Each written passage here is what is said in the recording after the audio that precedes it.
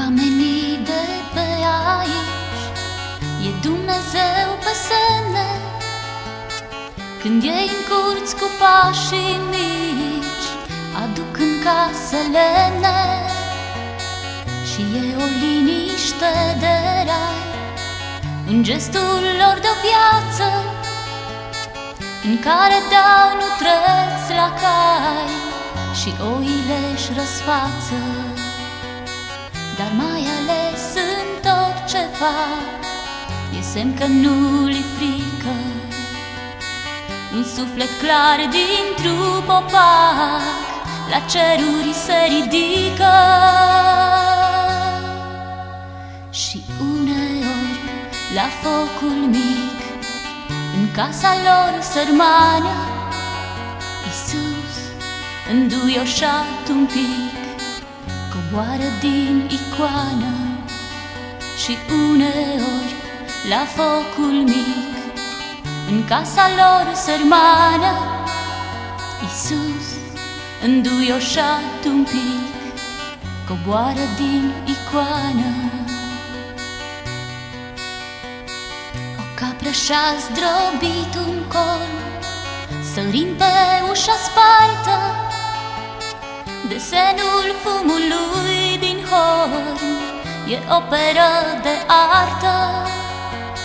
Și-n toate șipcile din gard un clopot mai tresare, când vrea scurile-n brațe arzi, cu o mistică ardoare.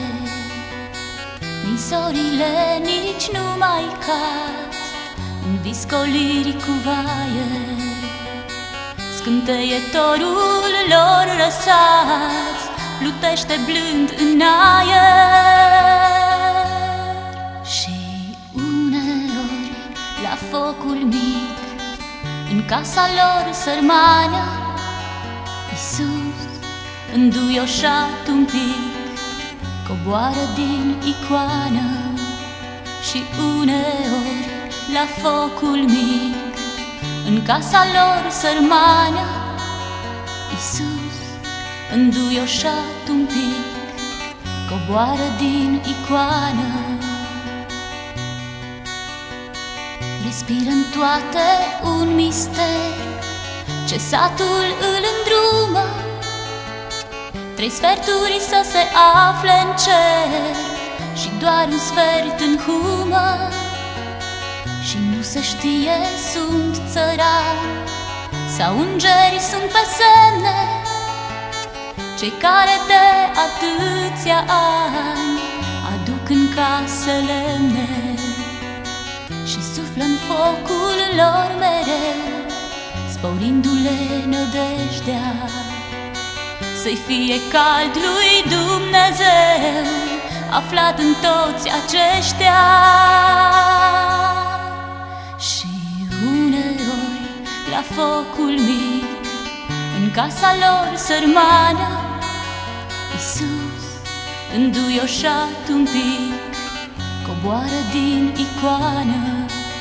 Și uneori la focul mic, în casa lor sărmană, Iisus, înduioșat un pic, coboară din icoană.